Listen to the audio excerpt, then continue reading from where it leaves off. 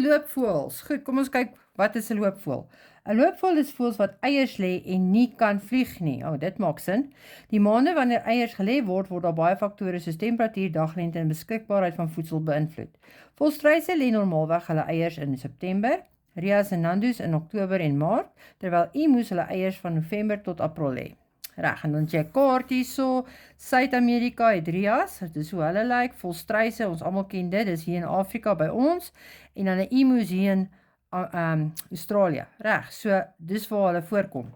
Die loopvoëls wat op die kaart getoon word as verskillende biologiese spesies geklassifiseer.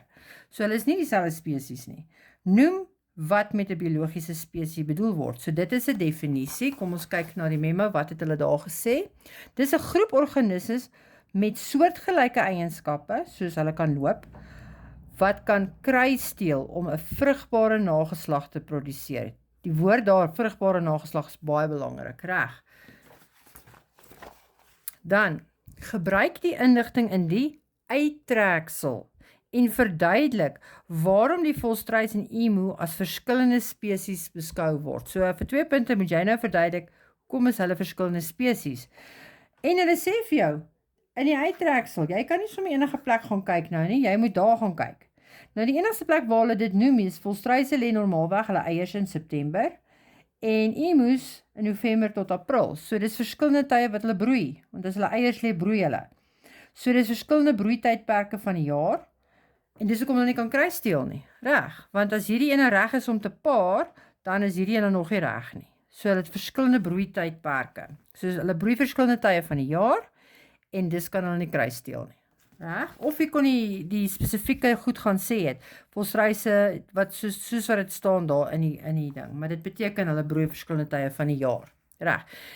Nou mense, dan vra hulle, noem 2 ander voortplanting isolasie meganismes. Daai lange woord kry jy in jou eksamenriglyne. Daar's 5 van hulle. Reg, ons het nou al klaar hierdie ene van broei verskillende tye van die jaar. So nou moet ons die ander kry. Wat sou voorkom het dat die rea en die volstruis kruissteel indien hulle al in dieselfde habitat was.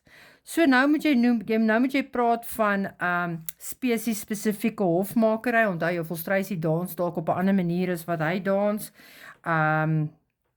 Onvrugbare nageslag, so met ander woorde, nie vrugbare nageslag nie, maar onvrugbare nageslag, voorkoming van bevrugting. Mense, as jy nou hier gepraat het van plantaanpassing tot verskillende bestuivingsagente, dan is ek bekommerd oor jou, want volstruis is definitief nie 'n plant nie, hoor. Ons moet 'n bietjie dink voor ons antwoord. Jy kan nie hier van plante praat as ons praat van volstruise en loopvoëls nie, asseblief. Goed, identifiseer die bewys vir evolusie wat in die diagram voorgestel word. Nou, bewys van evolusie, mense, kry jy op bladsy 15 in jou eksamenriglyne. Daar praat hulle van die fossielrekord wat jy in graad 10 gedoen het, biogeografie, wat hierdie is, jy het dit ook in graad 10 gedoen, reg, of modifikasie deur afstammelinge, of genetika. So daai bewyse doen jy, het jy heel aan die begin van evolusie gedoen. Reg. Nou, biogeografie is wanneer jy verskillende kontinente het, en die spesies is deur verskillende kontinente geskei. Hierdie was eers alles een kontinent gewees, was dit nie? Onthou jy? En toe gebeur daar iets en hulle begin uit mekaar uit te skuif. Kontinentale verskywing het plaasgevind. En toe begin hulle apart te ontwikkel, reg, in verskillende spesies. So dis biogeografie. Beskryf hoe die bewys in daai vraag geïdentifiseer is en die evolusieteorie ondersteun. So hoe gaan biogeografie die evolusieteorie ondersteun? Nou hierdie hele ding gaan oor spesies. En ons sien daar's 3 verskillende spesies op 3 verskillende kontinente. Nou waar het ons dit nou al gehoor? Spesiasie mense, spesiasie. Praat net van spesiasie. So in die begin was daar 'n gemeenskaplike voorouer, want kyk hierdie, hulle was mos almal een kontinent gewees, nê? So die loopvoëls het almal een gemeenskaplike voorouer gehad, toe kontinentverskywing plaasgevind, en toe was die loopvoëls geskei, en die subpopulasies is aan die verskillende omgewingstoestande blootgestel, en het onafhanklike natuurlike seleksie ondergaan, elkeen op hulle eie kontinent, om verskillende spesies te vorm. Reg, so dis 'n bietjie van 'n toepassing van spesiasie op volstruise of ander loopvoëls.